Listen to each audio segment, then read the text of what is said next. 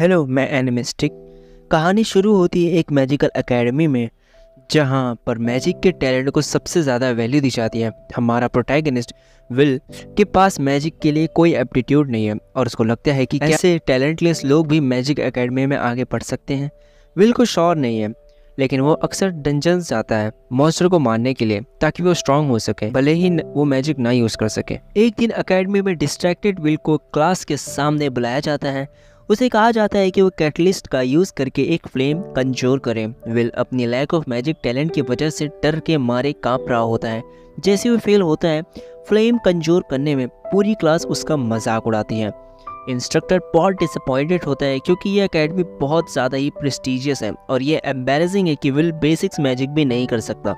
ये बात इंस्ट्रक्टर के लिए क्लियर हो जाती है कि विल सिर्फ नोट टेकिंग में हॉनर स्टूडेंट है। इंस्ट्रक्टर कहता है कि विल बिल्कुल भी हेल्प के लायक नहीं है। तभी एक स्टूडेंट जिसका नाम सियोन अपने सीट से एक अमेजिंग फ्लेम कंज्यूर करता है। सियोन को एक इनसिंसियर अपॉलॉजी देता है और कहता है कि वो सिर्फ विल की मदद कर रहा था। इंस्ट्रक्टर फ्लेम को बुझा देता है और डिक्लेयर करता है कि इस दुनिया में मैजिक की सुप्रीमेसी एब्सोल्यूट है। मैजिक ही स्ट्रेंथ है और मेजेस ही हीरो हैं। एकेडमी में स्टूडेंट्स का टैलेंट मैजिक के लिए ही उनकी हायर रैंक का पैनामा होता है, लेकिन एक नो टैलेंट स्टूडेंट जो थोड़ा सा भी मैजिक नहीं कर सकता, उसका एकेडमी में रहना का कोई हक नहीं है, जो पावरफुल स्टेजेस को जन्म देती है। क्लास के बाद एस विल का मजाक उड़ाते हैं क्योंकि वो फिर से डंजन जाने वाला होता है, स्मॉल फ्राई को निकालने और कुछ क्रेडिट्स स्क्रैप करने के लिए।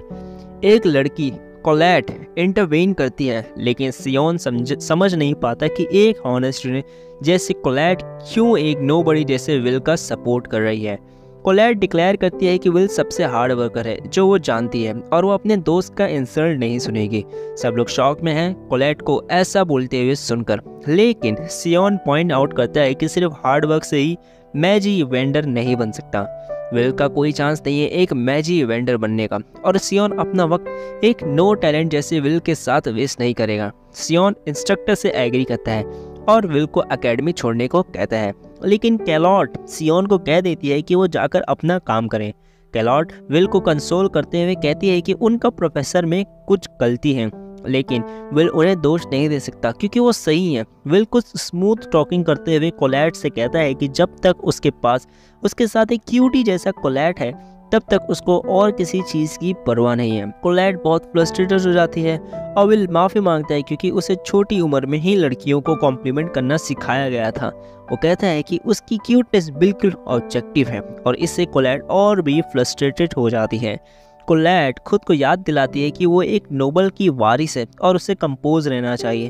तभी कोलेट को चिंता होती है क्योंकि विल बिल्कुल चुप हो गया है। विल समझाता है कि वो बस दिन कितना अच्छा है ये एडमायर कर रहा था। कोलेट फिर समझ जाती है कि मेजी ऑफ वेंडर जो सबसे पावरफुल विजार्ड्स हैं आसमान के बनाए रखते हैं। बहुत समय पहले लोग अंधेरे में फंसे थे और उन्हें आसमान के अस्तित्व के बारे में पता भी नहीं था। दुनिया को सेलेस्टियल होस्ट नाम की चीज़ से डर लगता था, लेकिन 5 विजार्ड्स ने उनके खिलाफ उठो किया। विजार्ड्स ने इन्वेडर्स को भगा दिया और आसमान पर एक सील कास्ट की, दुनिया में शांति लाते हुए।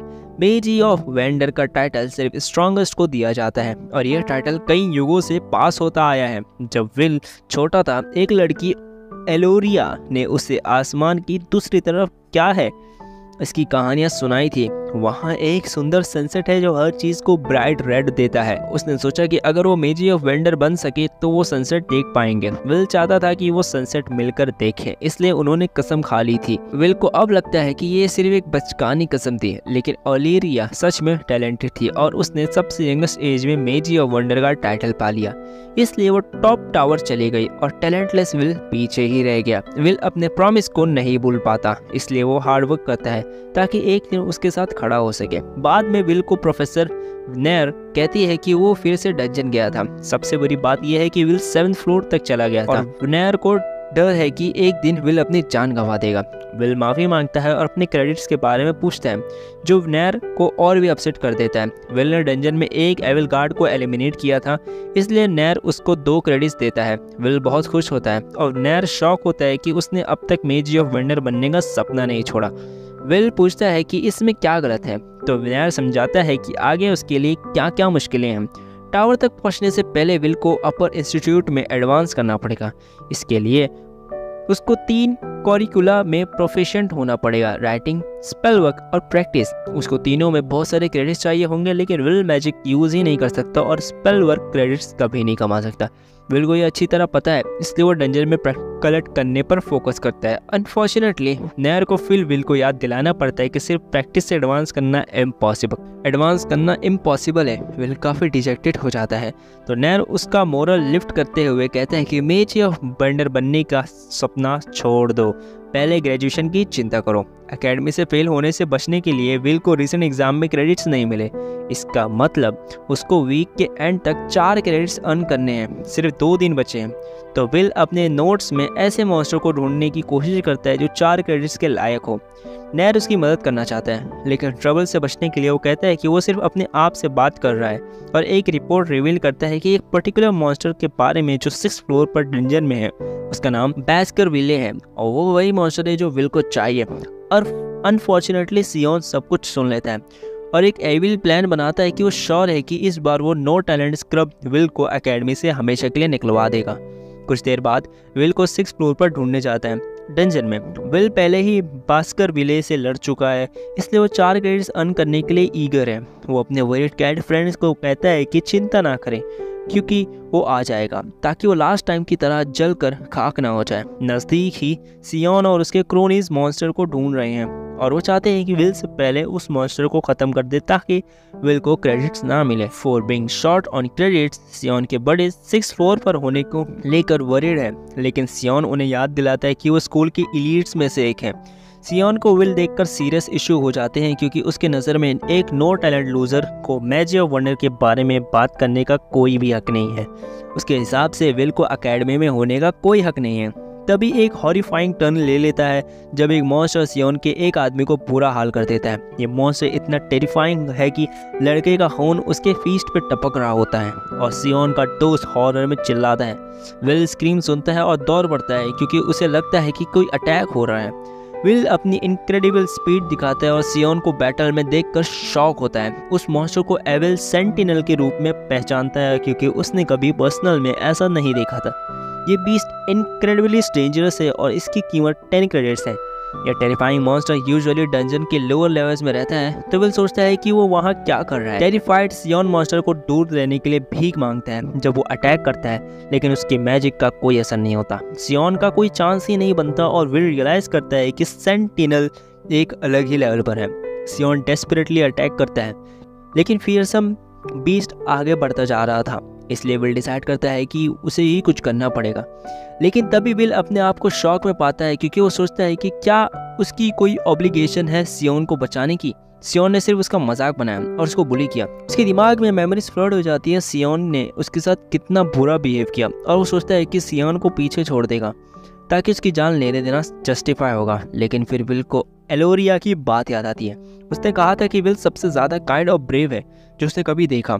हम देखते हैं कि एलोरिया ने विल को उसके ग्लासेस दिए थे। वापस प्रेजेंट में विल कहता है कि एलोरिया गलत थी, वो ना तो काइंड है और ना ही ब्रेव, वो सिर्फ कुछ भी करने के लिए रेडी है ताकि वो उसके साथ खड़ा हो सके।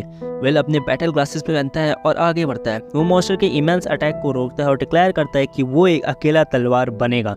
स्कूल में प्रोफेसर एडवर्ड अर्जेंटली नेयर को बताते हैं कि सियोन और उसके दोस्त बिना परमिशन के डंजन में गए हैं। नेयर डिसबिलीफ में है और एडवर्ड उसे अपने फैमिलियर को भेजने के लिए कहता है ताकि सियोन को ढूंढ सके।